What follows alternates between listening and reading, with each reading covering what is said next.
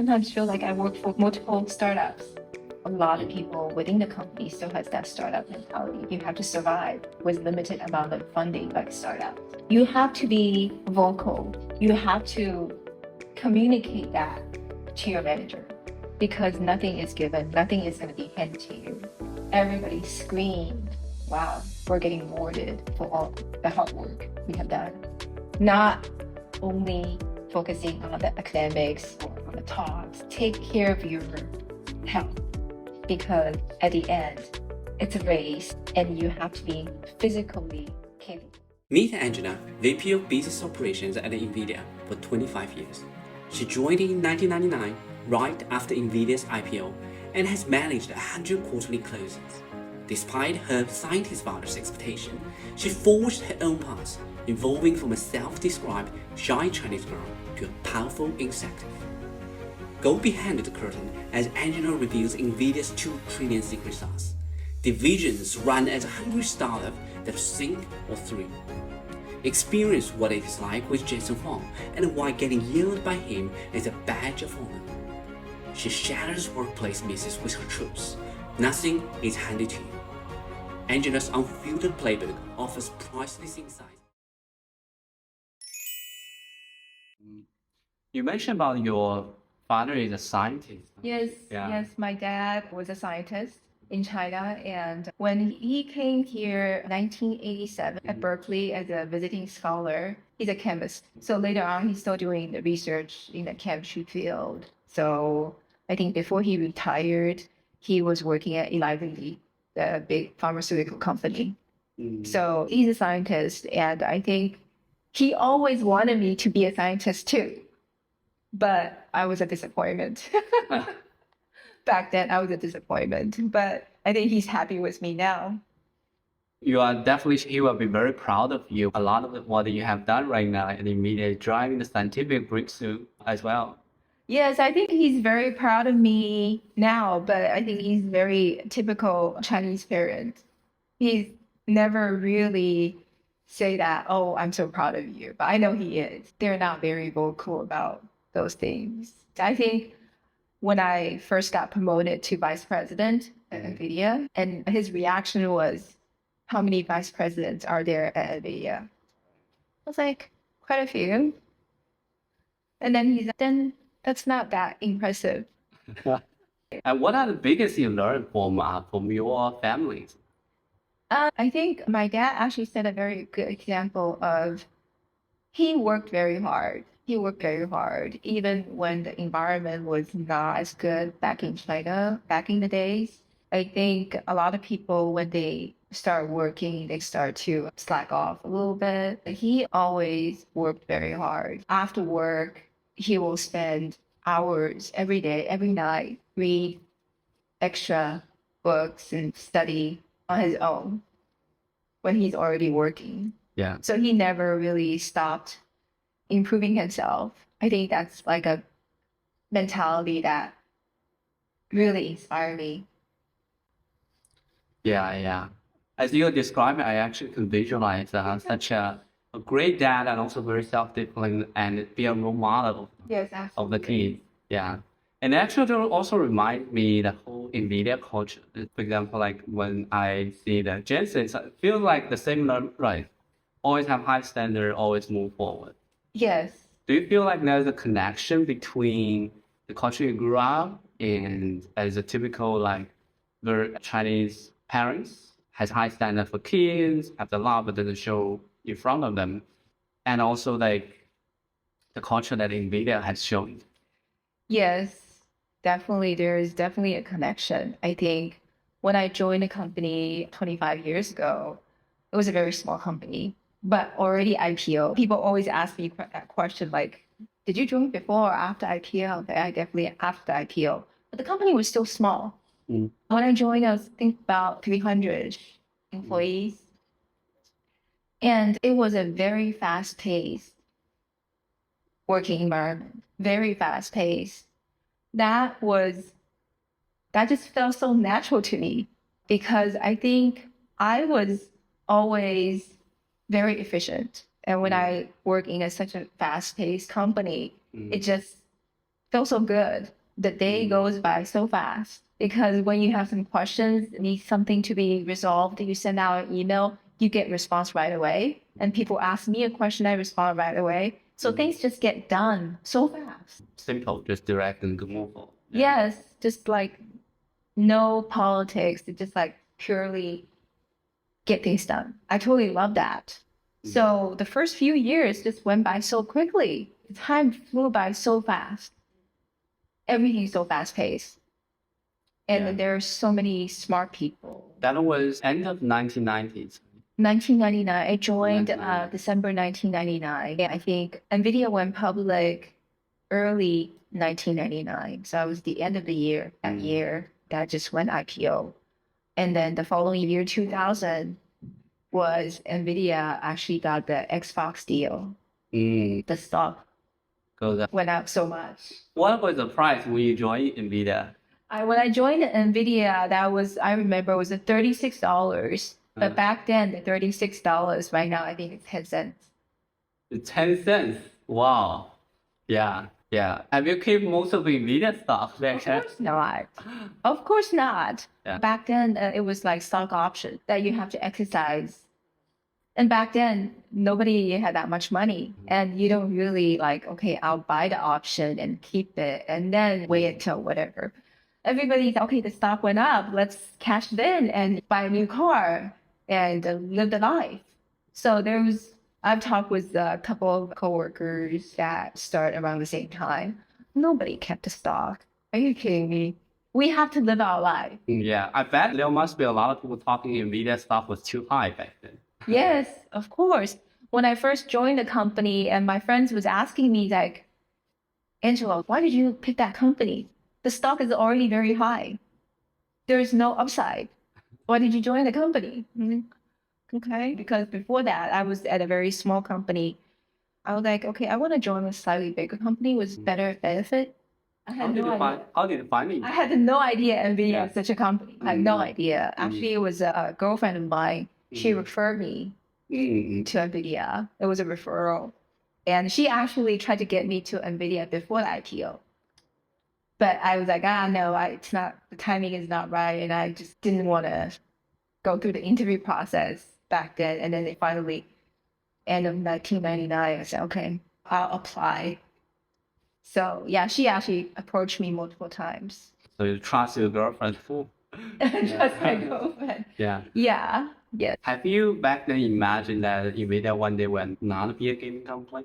No, of course not. Of course not. Had no idea. NVIDIA is a very interesting company that I have been following Jensen and NVIDIA's journey for a long time as well. And there's an amazing episode with NVIDIA. It's a long company history with a lot of involvement. And you also spend incredibly 25 years in the company. So that's a long time to spend in one single company. Especially in Silicon Valley, it's not normal. It's not very common. Who does that? Yeah, I think the average tenure is 4 years. What made you stay so long? I think, as I said earlier, I was very busy. I was kept busy, and things go so fast. It's a very fast-paced company. You don't realize that how fast things are going. And then the team I'm in, business operations, we're responsible for the company revenue, how to achieve the company revenue, manage all the business. So quarter after quarter, it's so fast. You don't realize that time goes by and it's already another quarter, another year. But of course, I think I always felt like I was challenged, always being challenged and always learning new things. So never felt boring. So I was not bored that I need to find something else to do. Never felt that way. But of course, absolutely being honest, it's now 25 years. I never thought about leaving. But every time I thought about leaving, it's not because of the company. It's because my, direct manager. That's what people say. The number one reason people leaving their job is not really about the job. It's about their manager. Yeah. Yes, I went through the same thing, which is typical. And I think, but ended up, I stayed at NVIDIA is because my manager is he's a very nice person. He's very smart and he kept his promises and he gave me different opportunities. So I was able to grow myself, learn new things, and start my own team, do all that. So then it becomes a very exciting journey instead of you're stuck at one place. I also feel very fortunate in my role.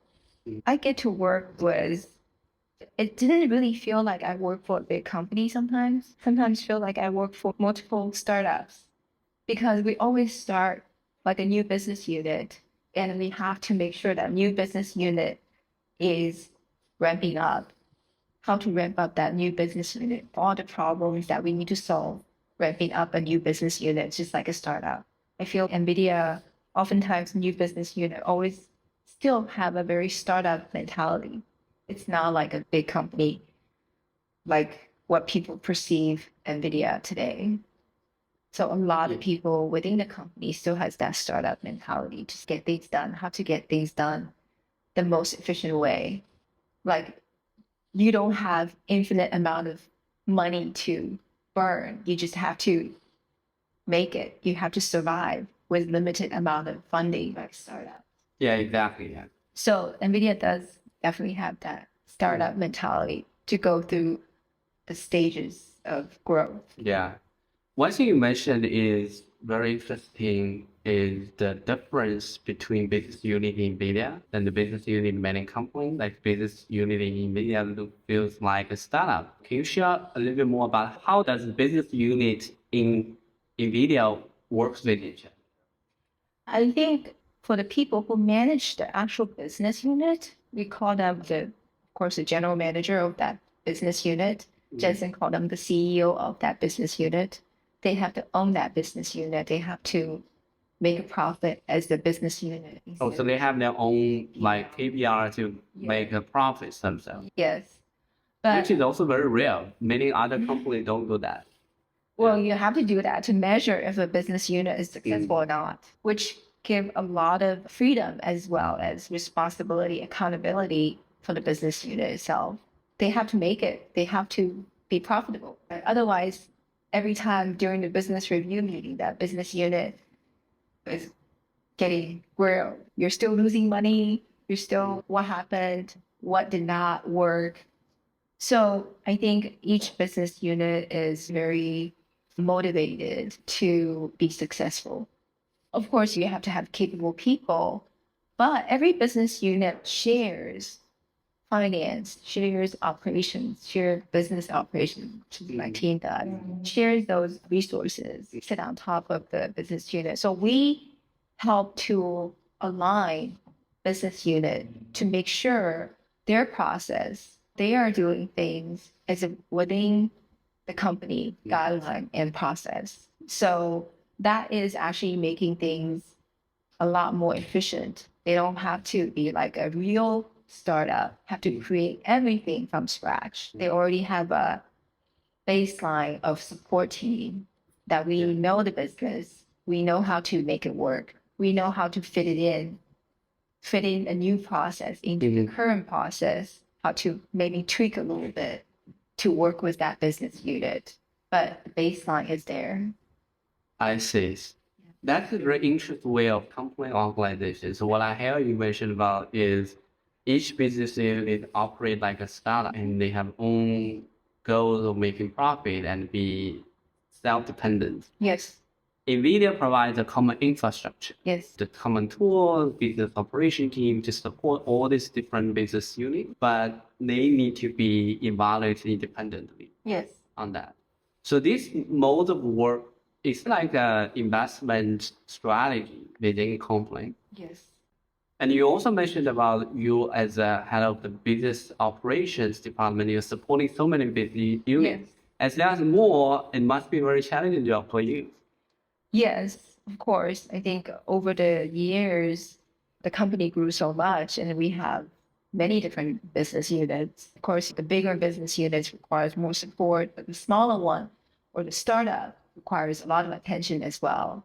And making sure all things roll up, all things follow the process It is challenging. It is quite challenging, but it challenging means it's fun, and you get a tremendous amount of job satisfaction out of it. Do you have any examples of like your part of the job that you feel very challenging but also feel very fun? Making the quarter. Making a quarter. So I think I reached my 25 years anniversary last December, and looking back, that's 25 years. That's quarter century to us. It's like 100 quarter. Wow, that's 100 quarter. Exactly. Yeah. 100 quarters and 100 quarter ends. That's a lot of quarters to make. Yes, but that's also like the most exciting and most rewarding experience. That's making the quarter. It's just so much fun. So much fun. So much sweat and tears and so much fun. Yeah. So I absolutely love it. And people say, okay, you can retire anytime. I was like, yes, financially, but what's going to be more exciting than this? Among like more than 100 like earning calls that you have helped prepare and watch together, which one is most memorable for you? There were many memorable ones. The early days, there was this memorable ones. I think back we only had the GeForce business, and we had distributors, and we had analysts ask questions. Very brutal. That's early 2000. Very brutal questions. Now, you guys didn't grow. You guys are flat as a pancake. I never forget that. Flat as a pancake. Flat as a pancake. That's a memorable. Yeah. That's a very memorable one. That shows from pressure from the Wall Street. Yes. I think the expectation, right? I think that was inspire us to do better. Nobody wants to hear that kind of comment. Nobody wants to hear anybody telling you that you're flat, you're not growing, you're a pancake. Yeah. That's a very memorable earnings call.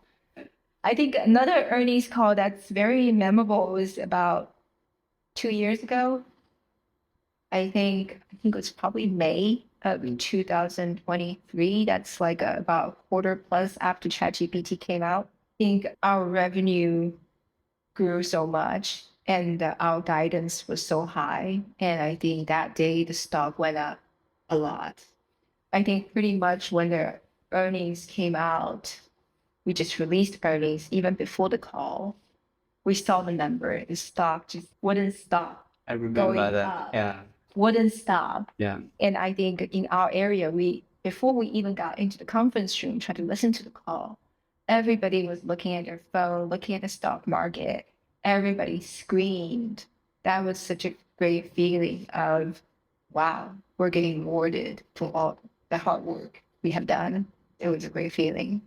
Yeah, those are definitely two memorable earnings calls. One, flat as a cake. One is skyrocketing. Yes. And many people, when they think about a NVIDIA stock or earning call, nowadays they think it's easy. NVIDIA stock is high. But there was a long time NVIDIA stock is like flat as a pancake for 15 years, more than 15 years like that. And you mentioned about there was like strong pressure from Wall Street for the NVIDIA.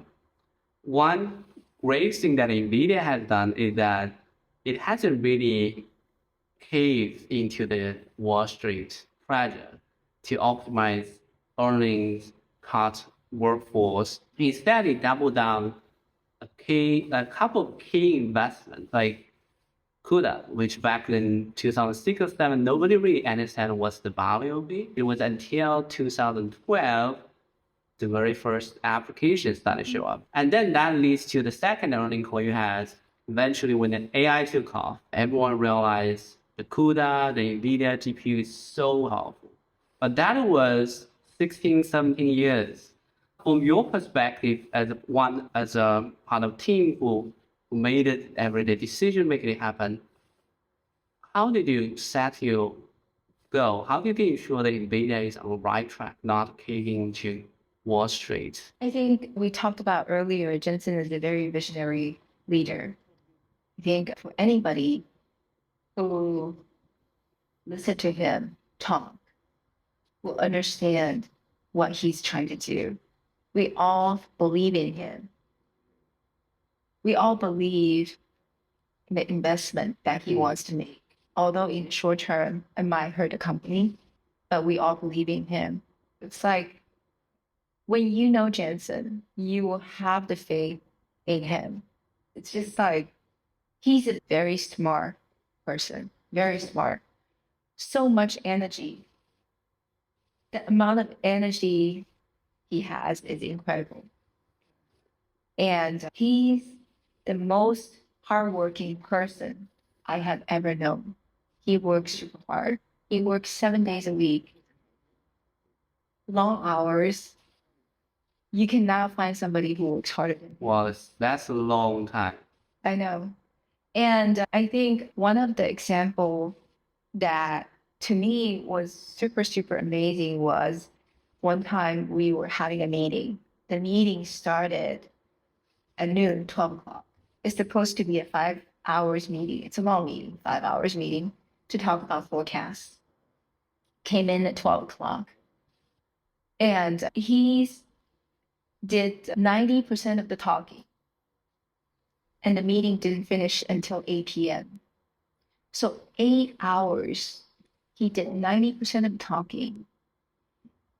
Think about that amount of brain energy and physical energy. Yep. It's just incredible. I don't know anybody who could really do that. Just talking about, I think most of us were just sitting there in the conference room. We were exhausted. Yeah. You know, it's like almost non-human. Yeah. How can you stay so intense for that long? And that's not even the beginning of the day. That's from noon. 8 o'clock. Yeah. It's just amazing. And he's super focused and super sharp. And he doesn't slow down. So if you want to keep up with him, you just have to work hard too. And be healthy. Stay healthy. And you wouldn't be able to keep up. Just like sitting there, you wouldn't be able to keep up. Yeah.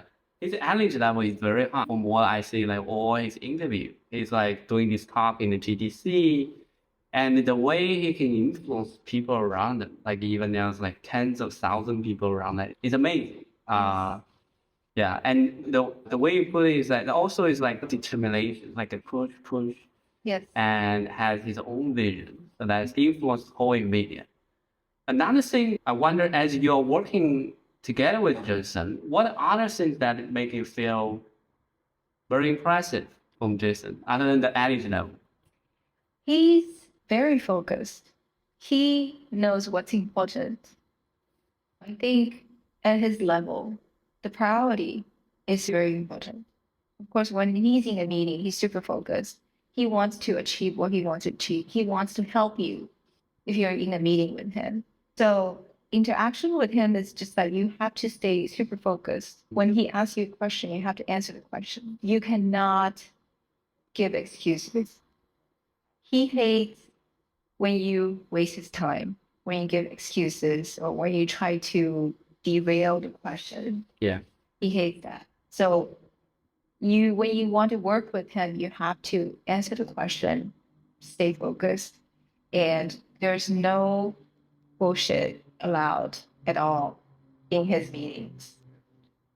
He's not easy to work with if you're not used to his style, but out of the meeting room, out of the conference room, he's a very nice guy. Very nice, very understanding, really taking care of the employees, really think about employees' benefits and everything. He's definitely a great leader. Yeah, exactly. I also, the other day, I watched also in NVIDIA Way, there was one, the author wrote a sentence that is very interesting, is that if Jensen hasn't yelled on you, you are not in the inner circle working with Jensen yet. It almost feels like an honor if Jensen yell on you. Is that true? It's true. Yes. The NVIDIA Way, that book, I actually finished the book too. My son was asking me, it's like, why do you want to read that book? You've been there forever. What's interesting about the book? And I was like, the book talking about NVIDIA starting from 1993. There's 6+ years I've missed. But the other reason I want to read the book was because I want to see how realistic book is from when I joined to today. How do you think? I think it's very realistic. It's a very good book to read. There's a lot of stories, it's real stories. I just felt like I'm reliving the past. Very exciting. Yeah. I totally enjoyed the book. Totally enjoyed the book. It's worth reading. If anybody wants to know about NVIDIA, that book is a good book. Among your journey in NVIDIA, what are the most cherishable moments that you had in your time? I think, of course, getting recognized, getting promoted, it's always a good thing. But I think I got promoted to the vice president a few years ago, and it was not like a easy function. I think because my old manager retired, and then they, of course, need somebody to step in and be the new leader of the team.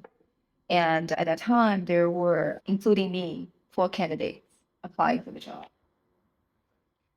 So I went through the whole interview process, talking with all the executives. And at the end, I got the job. I actually did not feel great about I had to go through that process to get the job because I felt like I've done everything. I had the most experience. I should be the most qualified candidate. It should be given to me. But it was not just given to me. I had to fight for it. Then I met Jensen at an event that he came to me. Jensen came to me and asked me, he's Angela, I always knew it's going to be you. What do you feel at the moment? And I was like, I look at him and then he looked at me like, I know your question. If I knew it's going to be you, why did we put you through that interview process?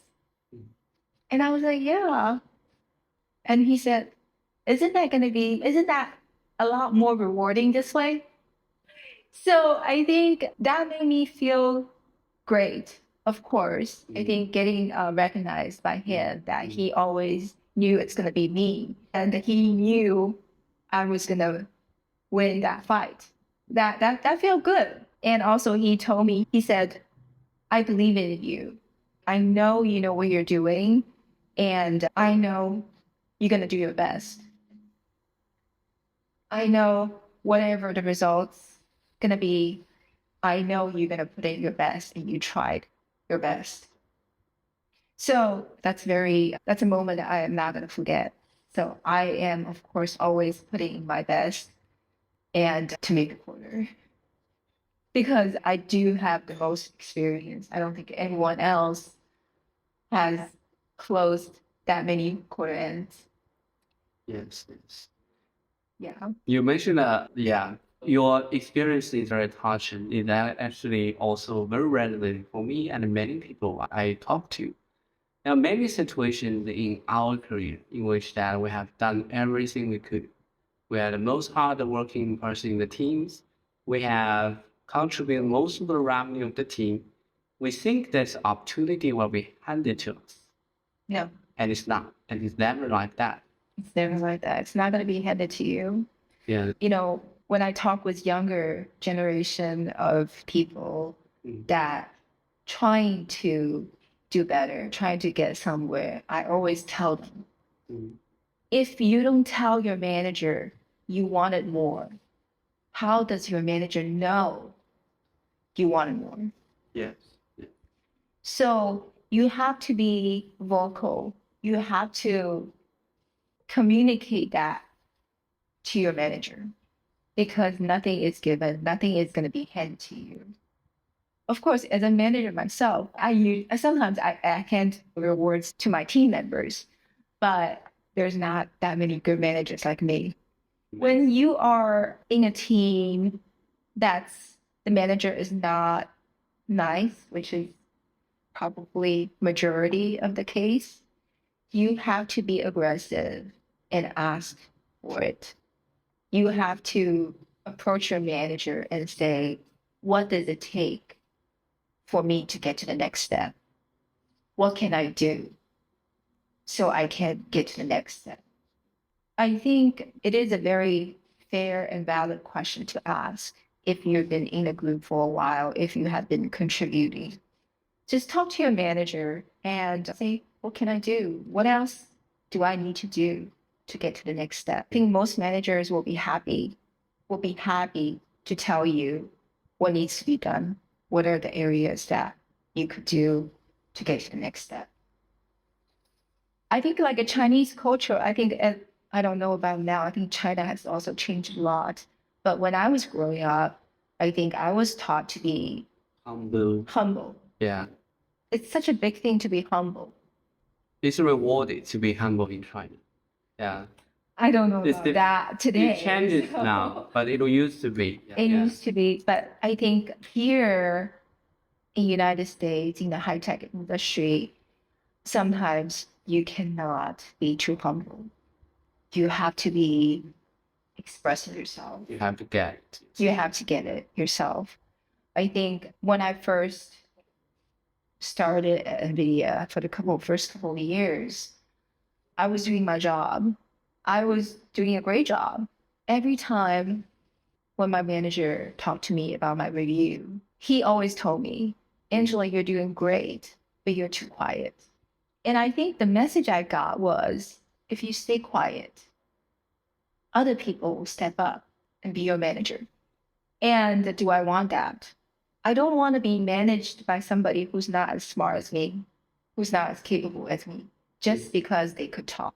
I was a very typical Chinese girl, didn't want to talk as much, was taught to be quiet.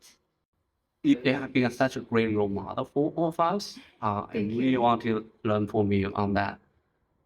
And I wonder, what made you have this transformation? Like how you turned yourself from a shy and silent Chinese girl into a leader. And it's also very important for the team members, because if you don't get for your team, your department, they won't get. You wouldn't have the resource to hand to them to take care of them. I think it's over the years. People don't change overnight. It takes practice. It takes practice for me to speak up. I think for me, the beginning was not easy, but then I forced myself to speak up more, be able to talk in front of people, in front of meeting, group of people. I don't feel shy. I don't feel intimidated because I always prepare. I know my stuff and I know what I'm talking about. So being prepared is important, and to make myself feel confident about what I'm doing, what I'm talking about. So it's a gradual process. It's definitely not changed overnight that, okay, I want to talk and I start talking like a professional. It doesn't happen that way. So I feel like younger people should start practicing more. Every opportunity you get, don't be shy. Stand up and express yourself. Step up to be an Asian women leaders, VP of business operation in NVIDIA. From your perspective, what are the other things people can do to improve themselves, to be more lucky? I feel I've already talked a lot of good things about myself. I can continue to talk about good things about myself, what I have done. And I feel like I have always worked very hard. I worked very hard in the 25 years. So there was nothing about luck, nothing about people, the keyword these days, DEI. There's nothing about that. I worked very hard since the beginning, long hours. I think the early days, especially, the company did not have that much resource. And you're capable, you're just going to do more. And do I feel it's fair? I do a lot more than my peers, and I probably get paid about the same. Is that fair? It's not fair at that moment. But I feel like when you do more, you learn more. When you take on extra work, extra responsibilities, you get to learn more. When you learn more, those things, those knowledges, experience is in your toolbox that nobody can take away. So I feel don't get caught up with oh, I'm doing a lot more than my peers. How come I'm not getting recognized? Continue to work hard, continue to do more, and you'll learn more, have more experience, have more skills, have more tools than your peers that you're going to be standing out. I think even 2019, at that time, I was already a senior director, signed up for the Harvard Business Analytics program. And a lot of my friends, is that going to benefit your career? Is that going to help you? I was like, I don't know. Probably not. How do you feel like the program? It's good. It's good. Do you need to join the weekend or fly to Harvard? I flew to Harvard a couple of times. I think that program, the reason I wanted to do that was because at that time I was already like almost 20 years, 19 years at NVIDIA. I felt like I was in the NVIDIA box. You're very shielded box, one company that long. And I felt like that's going to be my weakness one day, that I don't know anything about outside. So I want to see what other people do business supply chain. What is the best practice out there? And it was definitely time and money well spent. Opened up my horizon and really helped me to make better decisions on some of the tools or our softwares that we're currently using to help improve efficiencies and stuff. So I think it's definitely when you want to learn something new, when you want to get out there, just do it. It's never too late to go back to school, to learn something new. It's never too late. Never too late. It's never too late. Regarding to that, you mentioned about like you have a tremendous career that done a lot of amazing things. But one question I have is, throughout all your career, what are the biggest regrets you have? Biggest regret? Yeah. Good question. Biggest regret? Probably, I think, still going back to not able to speak up early enough. I think that was probably the biggest regret. I feel I'm still not aggressive enough in situations. That's many people probably didn't think so, but I know there have been opportunities that I missed because I was not aggressive enough. Because my background. We're approaching the end of the podcast. Do you have any recommendation for our audience for books, podcasts, or any information source you normally follow? I think we talked about the book NVIDIA Way. It's definitely a great book to read if you are interested in a company about NVIDIA. And I think Jensen is such a great leader, great speaker. Follow him. I'm sure a lot of people do already. It has a lot of parts. I know that the public, I think he was just at CES in Las Vegas. He had a keynote. And every year, I think he has a keynote at CES, as well as coming up this month. In a couple of weeks is the TPC. I think follow his keynote and follow the Computex keynote. Those are the three very important keynotes. He spent a lot of time preparing for it. And I think it's very exciting, very rewarding just to listen to him talk about the future of AI. I think the other advice I want to give all the younger audience is that not only focusing on the academics or on the talks, all that information, take care of your health. Because at the end, it's a race and you have to be physically capable, not just the brain power. You have to have the physical energy. So you're in the same room with Jensen, you can stay here until the end. To be successful, you need to be physically fit to be successful. Otherwise, you cannot make it. So take care of your health. That's another advice that people don't usually give. But you have to be healthy. Take care of your body. Yes. Awesome. Thanks for the great advice and really appreciate you sharing such a touching story.